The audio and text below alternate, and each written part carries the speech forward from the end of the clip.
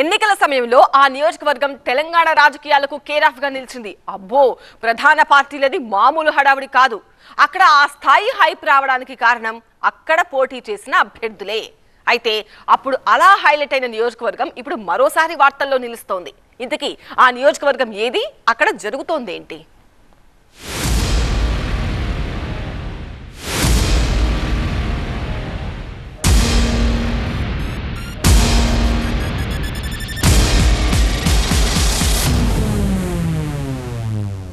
ఎన్నికల వేళ ఎన్నో హామీలు, ఇప్పుడు అన్నీ మర్చిపోయారు. కామారెడ్డి కలలు కల్లలయ్యాయా? వరాల ఊసులేదు, నాయకుల జాడలేదు. రాష్ట్ర రాజధాని హైదరాబాద్కు 100 కిలోమీటర్ల దూరంలో ఉన్న కామారెడ్డి అభివృద్ధి చెందేందుకు అన్ని రకాల అనువైన ప్రాంతం. కానీ దశాబ్దాలుగా ఎక్కడ వేసిన గొంగళి అక్కడే ఉంది. అయితే సంవత్సరం క్రితం జరిగిన అసెంబ్లీ ఎన్నికలతో కామారెడ్డి పేరు రాష్ట్ర స్థాయిలో మారుమోగింది. దీంతో ఎవరు అధికారంలోకి వచ్చినా నియోజకవర్గం రూపురేఖలు మారిపోవడం ఖాయమనుకున్నారంతా. కానీ ప్రచారంలో బీరాలు పలికిన వారు ఫలితాల తర్వాత పత్తా లేకుండా పోవడంతో మళ్లీ కథ మొదటికొచ్చినట్లయింది. గత ఎన్నికల్లో ఇక్కడ పోటీ చేసిన అభ్యర్థులు ఆషామాషీవారు కాదు. బీఆర్ఎస్ నుంచి కేసీఆర్, కాంగ్రెస్ నుంచి రేవంత్ రెడ్డి బరిలో నిలిచారు. బీజేపీ తరపున కాటిపల్లి వెంకటరమణారెడ్డి పోటీ చేశారు.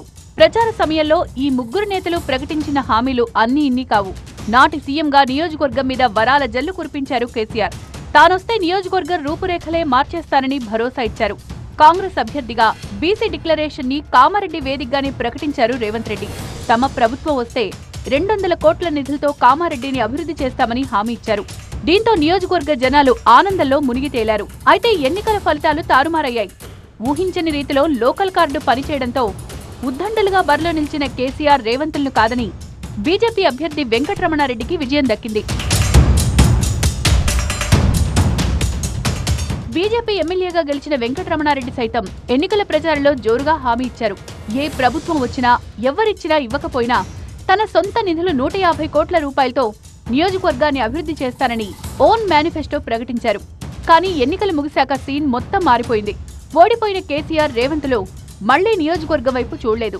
ఇచ్చిన హామీలు నీటిమూటలయ్యాయి. నియోజకవర్గ ప్రజల ఆశలు అడియాసలయ్యాయి. కామారెడ్డిలో ఓడిన, కొడంగల్లో గెలిచి సీఎం పీఠం ఎక్కిన రేవంత్ బీసీ డిక్లరేషన్ ఊసే ఎత్తడం లేదని విపక్షాలు విమర్శిస్తున్నాయి. ఇటు ఎమ్మెల్యే వెంకటరమణారెడ్డి సైతం సొంత మేనిఫెస్టోను మడతపెట్టి లోపల పెట్టేశారట. దీంతో నియోజకవర్గం అభివృద్ధిని పట్టించుకునే నాదుడు లేకుండా పోయాడనే అభిప్రాయం వ్యక్తమవుతోంది.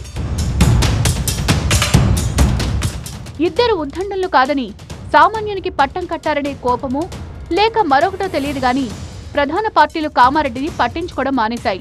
అటు కాంగ్రెస్, ఇటు బీఆర్ఎస్ ఎన్నికలప్పుడు హడావిడి చేసిన ఆయా పార్టీల నాయకులంతా ఇప్పుడు పత్తా లేకుండా పోయారు.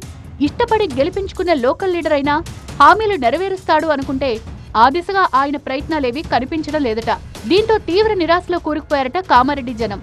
చూడాలి మరి కామారెడ్డి అభివృద్ధికి ఎప్పుడు మోక్షం లభిస్తుందో, ఎన్నికల హామీలు ఎప్పుడు అమలవుతాయో.